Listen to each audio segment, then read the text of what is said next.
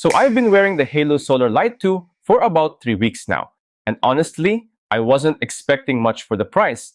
But this thing has genuinely surprised me in some ways. Let me break down what it's actually like to use this watch day to day, because I think that's way more useful than just listing specs. But before we get started, make sure to subscribe and hit the notification bell so you'll never miss our latest tech reviews and updates. Right out of the box, it's fine. I'm not gonna lie, it feels light, almost too light at first. That aluminum body definitely feels more premium. It's lighter, slimmer, and comfortable, just 9.8mm thin. But here's the thing, after wearing it for a few days, it's actually nice that it doesn't feel heavy on your wrist, especially when you're sleeping with it on for sleep tracking. The screen is a 1.43-inch AMOLED high refresh rate display, and it's plenty bright for outdoor use, which was a pleasant surprise. I can check the time and notifications in direct sunlight without squinting. The bezels are a bit chunky, but honestly, at this price point, I can't complain too much. One thing I will say, the silicone strap is actually pretty comfortable. No weird skin irritation, and it's got enough holes that I could get a snug fit. Definitely better than some budget straps I've tried. Let's talk about what this watch does really well, the battery life.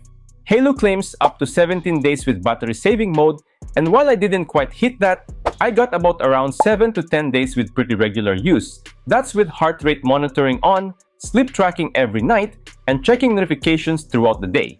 Compare that to smartwatches, you have to charge every night, it's night and day.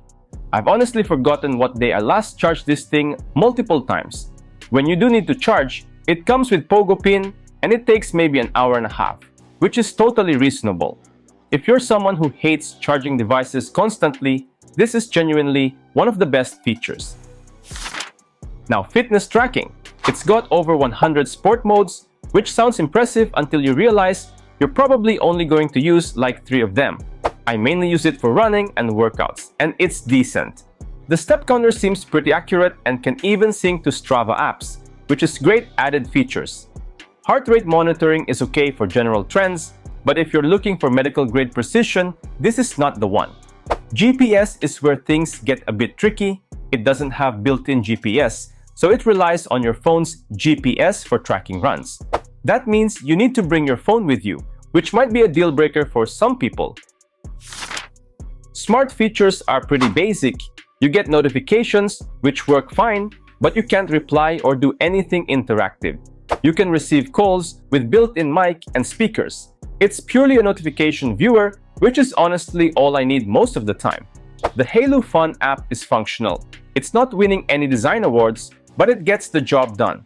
You can customize watch faces, check your activity data, and adjust settings. One cool thing, there are 200 plus of watch faces available. And let's not forget, you can also use this in water-related scenarios thanks to 1 atmosphere waterproof rating. So, would I recommend the Haylou Solar Lite 2? Here's my honest take. If you want a basic fitness tracker with crazy good battery life and you don't want to spend a ton of money, this is actually a really solid choice.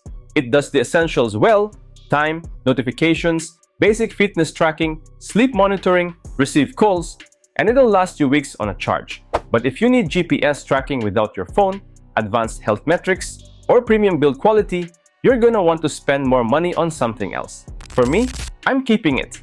It's become my everyday watch because I just don't have to think about it.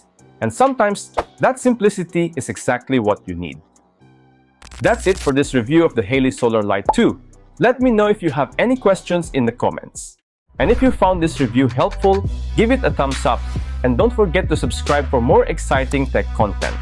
Thanks for watching, and I'll catch you in the next one. Peace out.